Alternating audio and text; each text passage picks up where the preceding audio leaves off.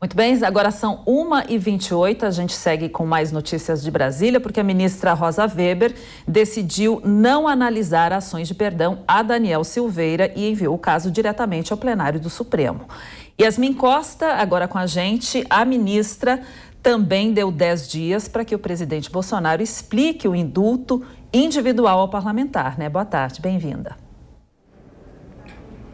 Oi, Cláudia. Boa tarde para você e a todos que nos acompanham. É isso, a ministra Rosa Weber concedeu aí um prazo de 10 dias para que o Executivo explique esse decreto que foi assinado pelo presidente Jair Bolsonaro e concedeu o perdão ao deputado federal Daniel Silveira. Depois disso, depois que o Palácio do Planalto se manifestar, a Advocacia Geral da União e a Procuradoria Geral da República terão um prazo de 5 dias para também se manifestarem nessa ação. E é como você disse, a ministra também sinalizou que não vai analisar esse prazo, essas ações individualmente, porque ela é a relatora daquelas 4 ações da oposição que foram protocoladas lá no Supremo Tribunal Federal e questionam a validade do decreto do presidente Jair Bolsonaro. A ministra já avisou que essa análise não vai ser feita individualmente. Ela vai levar todas essas ações para a análise do colegiado, para a análise do plenário do Supremo Tribunal Federal. Outra ação envolvendo outra informação envolvendo o caso do deputado Daniel Silveira uma decisão partiu do ministro Alexandre de Moraes. Ele deu ontem um prazo de 48 horas para que a defesa do deputado Daniel Silveira apresente explicações sobre por que a tornozeleira eletrônica não está funcionando, que é uma medida cautelar que foi imposta pelo ministro Alexandre de Moraes. Eu lembro que ontem, no comecinho da noite, melhor dizendo, a Secretaria de Administração Penitenciária aqui do DF enviou um ofício lá para o Supremo Tribunal Federal dizendo que a tornozeleira eletrônica do deputado Daniel Silveira estaria desligada desde o último dia 17 de abril, domingo de Páscoa, e por isso era impossível precisar onde estava essa tornozeleira, como é que estava o estado desse equipamento. Por isso o ministro Alexandre de Moraes deu aí esse prazo de 48 horas para a defesa explicar por que está acontecendo isso.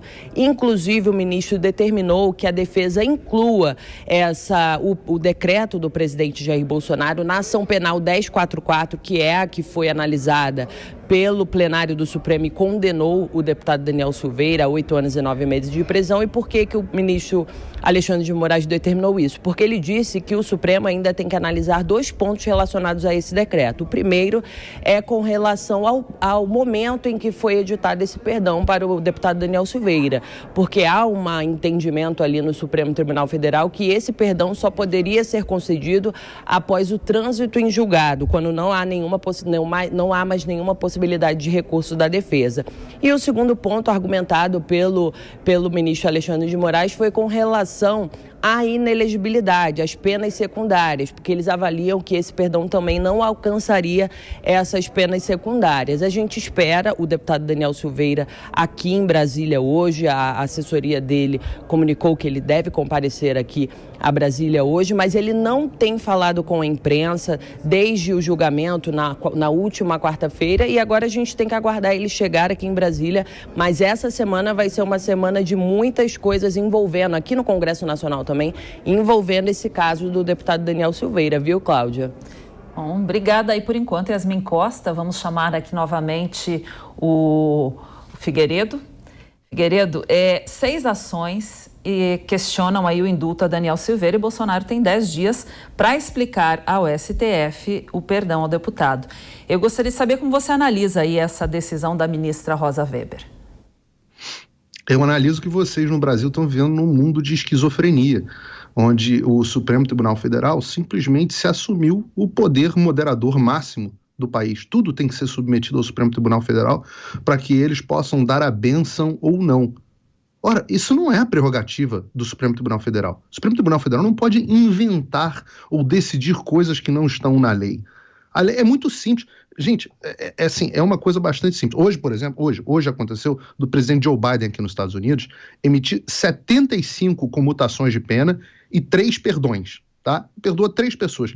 Imagina o quão inadmissível seria alguém ir à Suprema Corte e a Suprema Corte ficar opinando sobre os perdões presidenciais. Ora, está escrito na Constituição que o presidente pode emitir o perdão, está resolvido.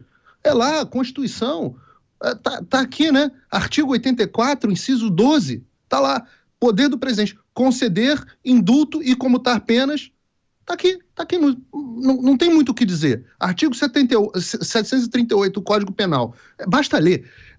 Concedida a graça e junta aos autos, cópia do decreto, o juiz declarar extinta a pena ou penas. Todas as penas, que foi o que está escrito no decreto do presidente. Então, assim, sinceramente, a opinião da Rosa Weber, do Alexandre de Moraes, elas são absolutamente irrelevantes nesse caso. Eles não têm esse poder. O legislador já deu esse poder ao presidente e está encerrada a questão. Agora, se tudo que for feito no Brasil tiver que ser submetido ao Supremo Tribunal Federal, então um poder, não há harmonia mais entre poderes, um poder pode mais do que todos os outros. Ora, porque o Instituto da Clemência, da Graça, já é uma revisão de um dos poderes, o Poder Executivo, sobre o Poder Judiciário. Se o Poder Judiciário puder revisar a revisão, acabou, aí não existe mais harmonia entre poderes, não existe mais checks and balances. Então, vocês vivem, eu estou falando sério, é uma situação de esquizofrenia. O Alexandre de Moraes, nessa decisão dele agora, ele vira e fala assim, não, temos que avaliar, tem que ver, o STF tem que avaliar. O STF não tem que avaliar nada. O STF não é poder legislativo. O Brasil já analisou através dos seus representantes, através dos tempos, constituiu um Código Penal, constituiu uma Constituição com seus constituintes, e eles analisaram. Ao Supremo Tribunal não cabe fazer absolutamente nada, cabe receber... Minto, está escrito aqui, concedida a graça e junta aos autos cópia do decreto, o juiz declarará extinta a pena ou penas. Qualquer coisa diferente disso é reescrever a lei. E esses caras não têm esse poder, não foi delegado esse poder a eles. Então vocês estão vivendo uma maluquice aí. Bom, vamos agora falar com Felipe Pena. Felipe, o ministro Alexandre de Moraes deu 48 horas para a defesa de Daniel Silveira se manifestar, um prazo curto, que demonstra a temperatura Bom, agora são 1h35, voltamos com a rádio agora. Felipe, é um prazo curto que demonstra que a temperatura continua alta aí no STF, né? É sim, Cláudia. Eu poderia te dar 20 razões ou dezenas de razões para isso estar acontecendo, mas eu vou te dar só 5 razões. O gás de cozinha, R$ 150, a gasolina a R$ 8, a cesta básica nas alturas, a corrupção no MEC, que eu já mencionei, e a classe média atolada em dívidas. Por que eu estou respondendo com essas pautas? Porque são as pautas que o governo não quer discutir. E são as pautas mais urgentes para o povo brasileiro nesse momento. Então, o que faz o Bolsonaro? Ele inventa uma disputa com o STF. Tudo isso é artificial, toda essa disputa feita em torno do Daniel Silveira é apenas um pretexto para mudar o assunto, para mudar a pauta. E temos lá o gás de cozinha, R$ 150, a gasolina, mais de 8, a classe média totalmente endividada. Mas o que a gente está discutindo aqui no programa? Daniel Silveira. Quem é Daniel Silveira? Um deputado obscuro do Rio de Janeiro, que foi PM durante 4 anos, Cláudia, e durante esses 4 anos ficou 80 dias preso. Quer saber se essa desgraça presidencial ela é constitucional? Sim, ela está prevista na Constituição, mas também está na Constituição de que qualquer ato administrativo, de um ente administrativo de governo, tem que ser impessoal. O princípio da impessoalidade, ele foi ou não foi, né, direcionado nesse momento, porque se trata de um aliado do governo. Mas, em última instância, o que Bolsonaro faz é esgarçar essa briga com o STF, porque ele já percebeu que com 60% de desaprovação, ou melhor, 60% de rejeição do eleitorado, ele terá muito poucas chances de se eleger nas eleições de outubro. Então, ele está tentando achar um bode expiatório. E esse bode expiatório é o ministro Alexandre de Moraes, que será o presidente do TSE durante as eleições. É por isso que ele está incensando essa briga e usou o Daniel Silveira como um subterfúgio.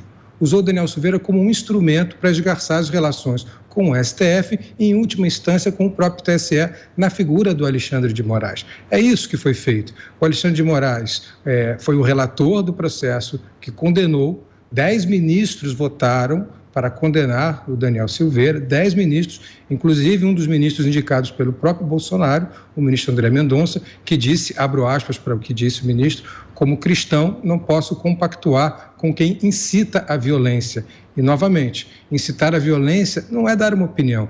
Dar opinião é eu dizer aqui que ele é feio, que é bonito, isso é a minha opinião. Agora, se eu incitar alguém a cortar a cabeça de uma pessoa e jogar num cesto de lixo, que foi o que fez o Daniel Silveira, ele não está dando uma opinião, ele está incitando a violência. Então, de novo, imunidade parlamentar não é impunidade parlamentar. Mas isso já foi superado, porque agora a gente tem essa desgraça presidencial. Imagine, Cláudia, se o presidente começar a dar desgraça presidencial para todos os seus amigos, inclusive para os filhos. O Brasil inteiro sabe que os filhos do presidente estão enrolados com a justiça até o pescoço. Há esquemas de rachadinha, de favorecimento, até o filho 04 tem esquema de favorecimento. Então agora o presidente simplesmente pode dizer: filhos, façam o que vocês quiserem, porque no final das contas, papai dá uma desgraça presidencial e perdoa todos vocês, filhinhos. E aí vocês podem fazer o que quiser. É isso que está acontecendo no Brasil. Infelizmente, a gente tem um presidente com essa posição autocrática, autoritária, que sim, seguiu a Constituição, e a Constituição diz que ele pode fazer isso. Agora, é moralmente aceitável que ele faça isso? Aqueles que o elegeram vão aceitar e votarão nele de novo depois de ele perdoar criminosos?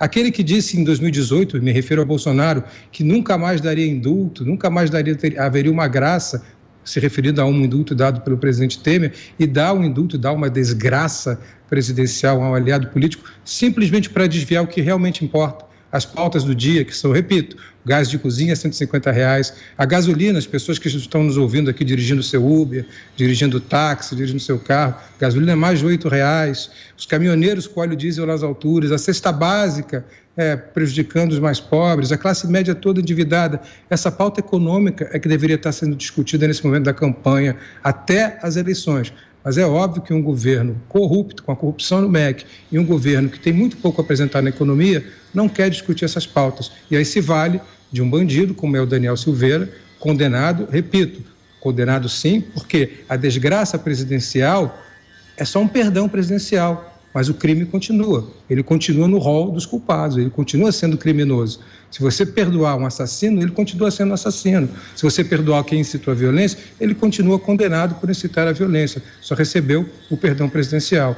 Mas recebeu isso simplesmente para esgarçar a relação do presidente com o STF e com o TSE e desviar o assunto do que realmente importa, que é a pobreza do povo brasileiro, a gasolina nas alturas, a cesta básica nas alturas e a corrupção, como eu já falei, que desgraça o Ministério da Educação nesse país. É um presidente que sabe que vai perder as eleições e, por isso, esgarça as relações com o Supremo Tribunal Federal.